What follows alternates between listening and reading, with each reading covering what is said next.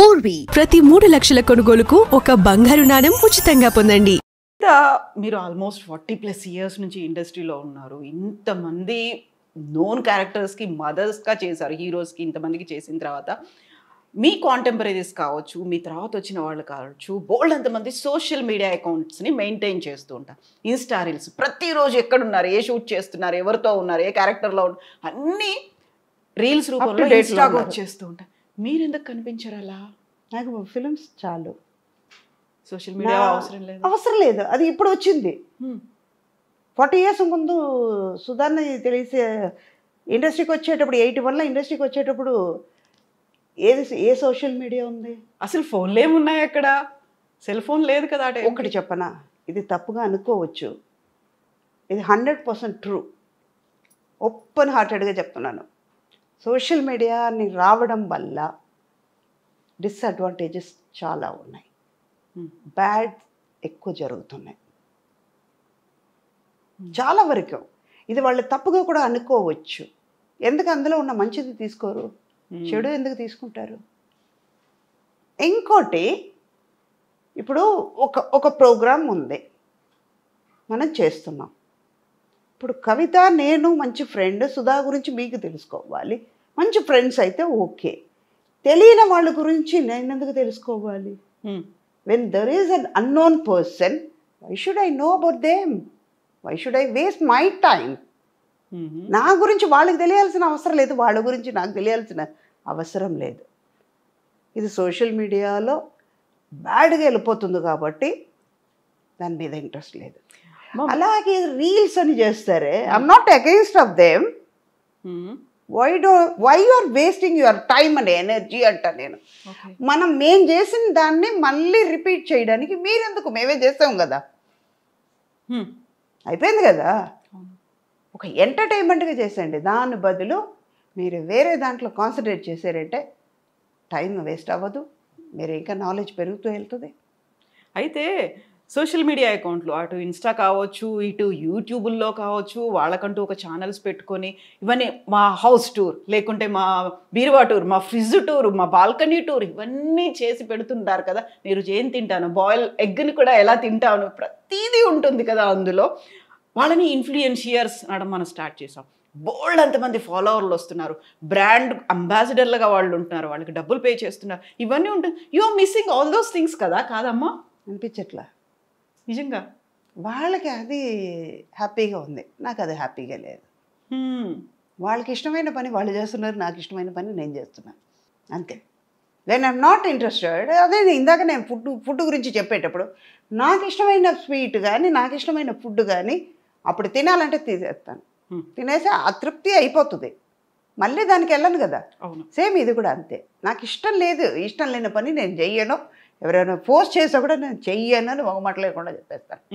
అది not only for నా దగ్గర నుంచి కాదు, ప్రొఫెషనల్ వైజ్ కాదు, ఏదైనా సరే ఇష్టం లేని పని ఏది చేయను నేను. ద డే 1 నుంచి వెన్ ఐఎమ్ ద స్మాల్, అప్పటి నుంచి టిల్ నౌ నేను నాకేది ఇష్టమో అదే చేస్తాను. ఓకే, నాకు ఇష్టం లేదు, నా గురించి తెలుసుకోవాలంటే మీకు ఎన్నో విషయాలు ఉన్నాయి, దాన్ని తెలుసుకోండి. సుధా గురించి తెలిసి టైం ఎందుకు వేస్ట్ చేస్తారు అంటారు నేను. అమ్మ, ఇన్ని మనం మాట్లాడుకున్నప్పుడు సుధా గారిలో ఒక హిడెన్ టాలెంట్ ఒకటి ఉందంట. ఏమిటది? ఇమిటేట్ చేస్తారంట మీరు. అవునా కాదా చెప్పండి. ఇప్పుడు వాళ్ళ డైలాగ్స్ను, వాళ్ళ మేనరిజమ్స్ను ఇమిటేట్ చేసి షూటింగ్ గ్యాపుల్లో మీ ఒక పవర్ నాప్ అయిపోయింది, లేకుంటే వాకింగ్ అయిపోయింది, అన్నీ అయిపోయాయి, still you have some time చేస్తారు కదా. ఎవరిని బాగా బాగా ఇమిటేట్ చేస్తారు? ఆ పర్సన్ ఎవరు, ఆ క్యారెక్టర్ ఏంటి? ఈవీ గారిని ఎక్కువ చేసేదాన్ని, తెలియకుండా చేస్తాను. మా గురు కే బాలచంద్ర గారిని చేస్తాను. మహానుభావుడు ఎక్కడ పుట్టారో ఏమో కానీ ఇవాళ నేను లక్షలు సంపాదించవచ్చు, కోట్లు సంపాదించవచ్చు, నాకు నడకను నేర్పించారు. ట్రూ. ఆయన ఇది ఇలా గైడ్ లైన్ ఇచ్చారు, అలా ఆ దారిలోనే వెళ్తున్నాను కాబట్టి మంచిది నేర్పించారు, నాకు చెడు నేర్పించలేదు కదా. ఇలా ఉంటే మంచిగా ఉంటావని చెప్పారు కాబట్టి నేను మంచి దారిలోనే వెళ్తున్నాను. ఇష్టం ఉన్నది చెయ్యి అన్నారు, నాకు ఇష్టం ఉన్నది నేను చేస్తున్నాను. ఆయన చెప్పిన మాటల్లో నేను ఉన్నాను కాబట్టి హ్యాపీగా ఉన్నాను. ఓకే. ఆ తర్వాత ఇంకోటి ఏంటంటే ఆయనలో ఉన్నది ఏంటంటే చాలా టెన్షన్గా ఉంటారు ఆయన బాలచంద్ర గారు, మామూలుగా ఉండరు. ఆయన అంత ఒక ఆర్టిస్ట్ని అప్రిషియేట్ చేసేవాళ్ళు ఎవరు లేరు. ఓ ఆయనతో ఇవాళ వర్క్ చేసిన ఆర్టిస్ట్ అందరూ ఇది గర్వంగా చెప్పుకుంటాను నేను. మా వాళ్ళు బాలచంద్ర గారు ఇంట్రొడ్యూస్ చేసిన ఆర్టిస్టు ప్రతి ఒక్కళ్ళు హై లెవెల్లోనే ఉన్నాం, మంచి లెవెల్లో ఉన్నాం, మంచి స్టేటస్లో ఉన్నాం. వాళ్ళందరూ మంచి ఆర్టిస్ట్గా అయ్యాం. అలాగని మిగతా వాళ్ళు లేదని చెప్పలేదు నేను. పర్ఫార్మెన్స్ ఎలా చేయాలి, ఒక క్యారెక్టర్ని ఎలా ఎలివేట్ చేయాలనేది నేర్పించారు ఆయన. ఆయన ఇమిటేట్ చేసి వెనకాల చేస్తాను అనమాట. ముందు కూర్చుంటారా ఆయన? చూస్తారు భయం చెయ్యను, ఇది చేస్తున్నాను. ప్రభు ఊరుకోవచ్చు కదా, చెప్పారా? చెప్పారు సార్ మీలాగనే చేస్తుంది, వెనకాల చూడండి అద్దం చూపించి చేస్తారు ఎలాగా అనేది. యాక్టింగ్ చేయవు, ఇదన్నీ కరెక్ట్గా చెయ్యి, ఇది అది మా ప్రాణం తీయడానికి ఇదన్నీ చేస్తారా? అక్కడ కెమెరా ముందు ఏం కావాలో అది చెయ్యి, నేను ఇచ్చిన క్యారెక్టర్కి ద్రోహం చేయకుండా కరెక్ట్గా ఉండు, ఇదంతా తర్వాత పెట్టుకున్నారు. అప్పటి నుంచి మానేశారు. అలాగా ఒక 2-3 రోజులు ఒకళ్ళని గ్రహిస్తానమాట, మేనరిజమ్స్ ఎలా ఉంటుంది, వీళ్ళు ఏం చేస్తారు, ఓకే వాళ్ళని హామ్ చేయకుండా వాళ్ళు ఎంజాయ్ చేస్తారా, ఎలాంటి మెంటాలిటీ ఉంది అని తెలుసుకున్న తర్వాత చేస్తా. అతడు షూటింగ్లో ఇలాగే చేస్తాను. త్రివిక్రమ్ని ముందు 2-3 పిక్చర్స్ చేస్తాం. ఆయన అంతా అబ్జర్వ్ చేసిన తర్వాత ఓకే సలడ్ వన్ అంతా బాగుంది కానీ మళ్ళీ 1 more కావాలి. ఇది చెప్పిన తర్వాత మహేష్ బాబు పక్కన నేను, మహేష్, త్రిష అందరూ ఉన్నాం కదా.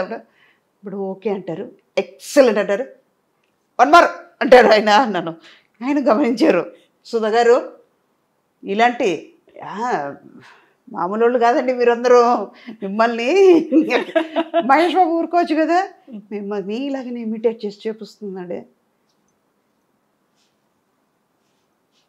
ఇలా చూడటమాట. త్రివిక్రమ్ను బాగా గమనించండి, స్టేజ్లో మాట్లాడినా కూడా మైక్ ఇలా పట్టుకున్నా అంటాడు ఆయన, నవ్వుతారు, ఆ తర్వాత వాయిస్ వస్తుంది, మాట వస్తుంది. ఇది ఆయన చాలా వరకు చెప్పారు. అయ్యో మీతో నవ్వుతారు కానీ మామూలు వాళ్ళు కాదండి, ఏడిపిస్తున్నట్టు ఏడిపిస్తారు, కానీ ఇలాంటి విషయాలన్నీ ఉన్నాయని. అలాగే విజయభాస్కర్ గారు ఆయన ఓకే చెప్పారంటే 1 more అని మాకు ఓకే గుడ్ అన్నారంటే షార్ట్ ఓకే అండి, ఇది టేక్ ఓకే అయింది, వెళ్ళిపోదాం అంటాం. మా సేమ్ ఇవాళ కూడా మొన్న వాళ్ళ అబ్బాయి పిక్చర్ చేసేటప్పుడు కూడా అదే జరిగింది. ఫస్ట్ డే ఆయనకి వెళ్ళగానే సార్ ఓకే గుడ్ చెప్తారా, ఓకే మాత్రం చెప్తారా సార్, ఈ లో టోన్లో మొదలు పెట్టారా, ఇంకా రాలేదు అనుకున్నానండి.